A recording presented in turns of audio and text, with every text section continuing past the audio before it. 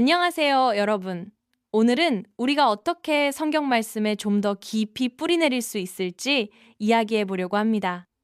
혹시 이디모데서 3장 16절에서 17절의 구절을 아시나요? 모든 성경은 하나님의 감동으로 된 것으로 이 말씀은 우리에게 매우 중요한 메시지를 전하고 있어요. 이제 10분 가족 묵상법을 소개할게요. 첫 번째 단계는 관찰입니다. 가족과 함께 구절을 소리내어 읽고 명사나 동사, 반복되는 단어들을 적어보세요.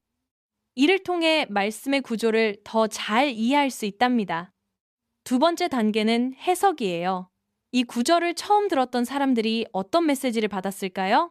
간단하게 누가 무엇을 왜 말했는지를 생각해 보세요. 여러분의 이해를 돕기 위해 빠른 주석을 찾아보는 것도 좋습니다.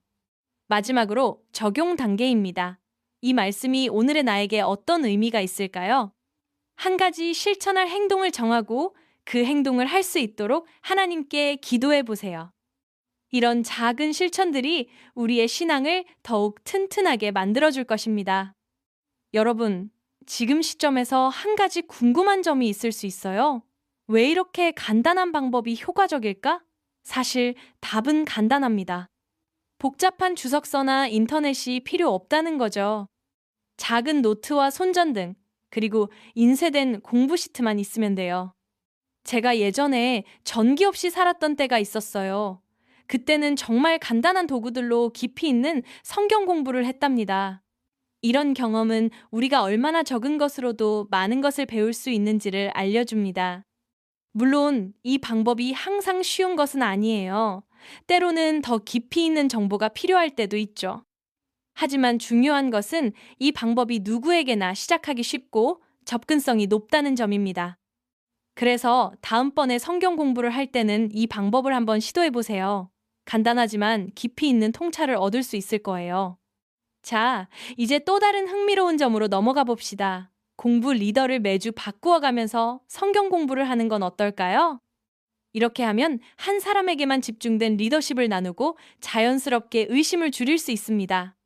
제가 아는 어떤 가정에서는 매주 다른 가족 구성원이 준비를 맡아요. 이 방식은 리더십을 나누는 동시에 모든 사람에게 책임감을 부여하는 좋은 방법입니다. 물론 처음에는 모두가 이 역할을 부담스러워할 수 있습니다. 하지만 시간이 지나면서 각각의 개성이 드러나고 서로 다른 관점을 공유하게 되죠. 이는 결국 더 풍부한 토론을 만들어냅니다. 이런 경험들이 쌓이면 자연스럽게 가족 간의 유대감도 깊어지게 됩니다. 다음 주에는 누가 리더가 될까요? 기대해봐도 좋겠죠. 마지막으로 이렇게 꾸준한 방법들이 우리에게 어떤 미래를 가져다 줄까요? 사실 저는 이런 작은 변화들이 큰 변화를 가져온다고 믿어요. 성경 공부는 단순히 지식의 축적이 아니라 삶의 방향을 제시하는 나침반 같은 역할을 합니다. 어느 날 제가 지하철에서 성경을 읽고 있었는데 옆에 앉은 사람이 흥미를 보였어요.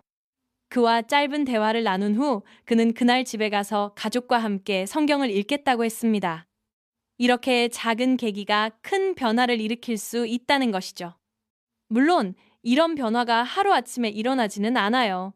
하지만 꾸준히 노력하면 우리 삶에 놀라운 변화를 가져올 수 있습니다. 여러분도 작은 시작을 통해 더 큰 미래를 만들어 가보세요. 자, 오늘의 이야기는 여기까지입니다. 여러분의 삶에 작은 영감을 줄 수 있길 바라며 다음 시간에 또 만나요. 들어주셔서 감사합니다.